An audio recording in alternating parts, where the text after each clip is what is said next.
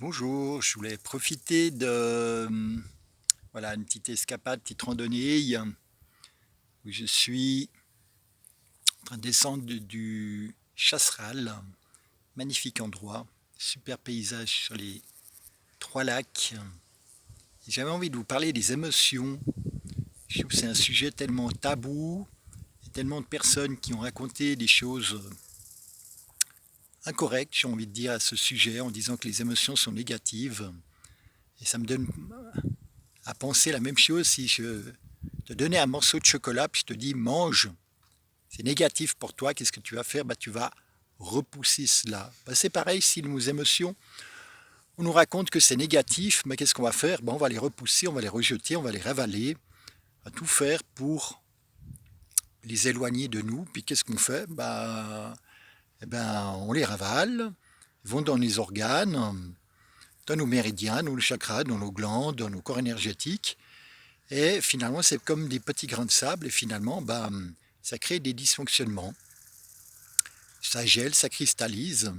Et après, en thérapie, justement, il y a besoin de remettre en mouvement tout ce qui était bloqué, cristallisé par rapport à certaines scènes, certaines choses difficiles, mal vécues, mal digérées du passé.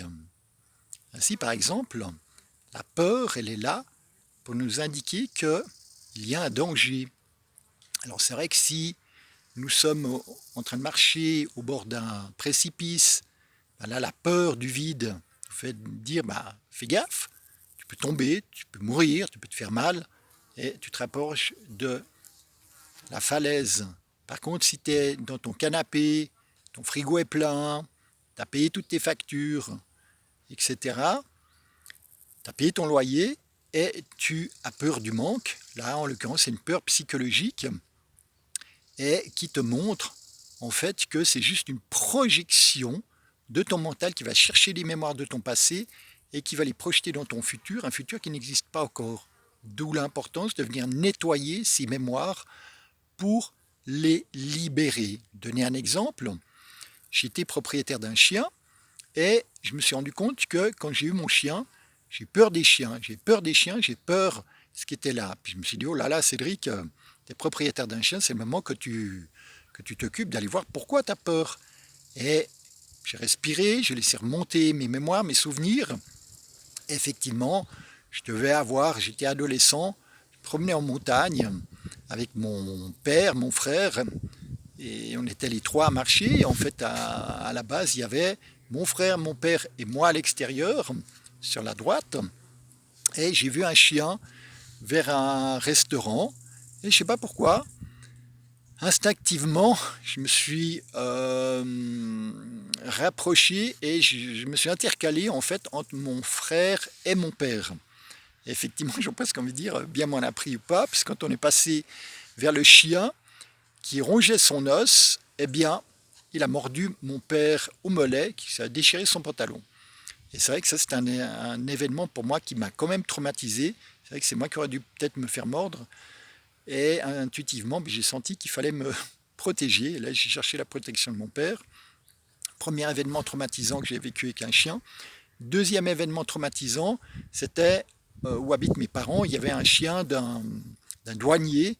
Et ce chien était très agressif. C'est vrai qu'il était dressé pour attraper les voleurs, les stupéfiants, etc. Et c'est vrai que des fois, je le provoquais quand il était derrière son grillage. Alors une fois, je rentre à pied, là, chez mes parents, j'étais aussi ado, j'avais une quinzaine d'années, 14-15 ans, un truc comme ça. Et effectivement, le portail était ouvert et le chien est venu me voir. Là, je peux dire que j'en menais pas large, j'étais à deux doigts de pisser aux culottes, tellement j'ai peur de me faire bouffer par ce chien. Et j'ai baissé les yeux, j'ai ouvert les mains, il m'a reniflé, il est reparti. Mais voilà, j'ai eu une pétoche juste monumentale. Heureusement, je n'ai pas pissé dans les culottes, mais j'étais pas loin. Donc quand j'ai eu mon chien à 40 ans, j'ai dû aller revisiter ces deux scènes, les libérer ces mémoires. Au moment où c'était libéré, eh bien, justement, la peur des chiens, c'était terminé. Autre émotion, la colère. La colère est là pour nous montrer comment nous nous respectons, comment nous respectons les autres, aussi que la vie. Elle peut être aussi là à nous montrer des fois des sentiments d'impuissance, mais c'est surtout la notion de respect. Et d'ailleurs, c'est une énergie, c'est une puissance totalement dingue, la colère, et elle est là pour qu'on puisse l'utiliser à remettre nos limites, à oser dire non, à oser dire stop, justement, parce que quand nous n'osons pas nous respecter, nous n'osons pas, j'arriverai à dire stop, eh bien, nous ne nous respectons pas et la colère vient nous montrer cela. Imaginez que vous avez un beau jardin, une belle maison avec un beau jardin, vous plantez des tulipes, vous plantez des primes verts, plein d'autres fleurs, puis les gamins viennent avec leur vélo, ils saccagent tout, ils jouent au ballon, etc. Puis tous vos fleurs eh bien, sont piétinées. Qu'est-ce que vous allez faire? Vous allez dire stop, vous allez mettre une barrière, vous allez mettre vos limites, vous allez dire non, vous allez dire stop. Et là, votre colère va être constructive et vous allez reprendre votre espace en mettant une barrière, en mettant clairement vos limites pour que les prochaines fois que vous allez planter, arrêtent d'être saccagées. Peur, colère, tristesse. La tristesse est là pour nous indiquer, dans 80% des cas, qu'il y a des deuils qui ne sont pas faits. Un deuil, c'est accepter que notre présent soit différent de notre passé.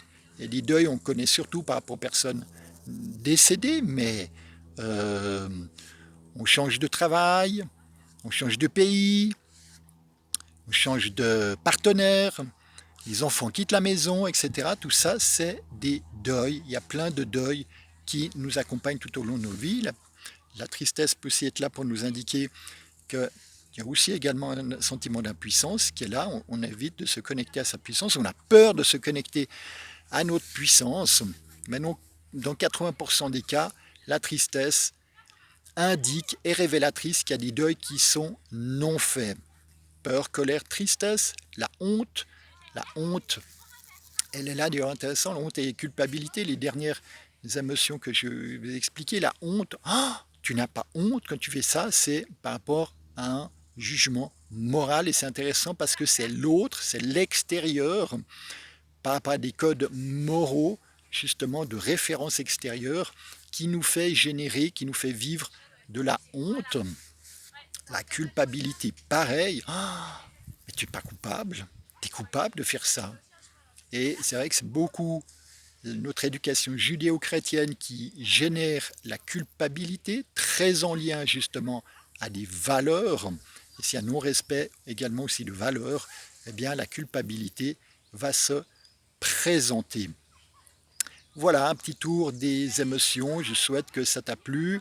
Merci de liker cette vidéo, de t'abonner à ma chaîne. Puis je te dis à tout bientôt. Ciao, ciao.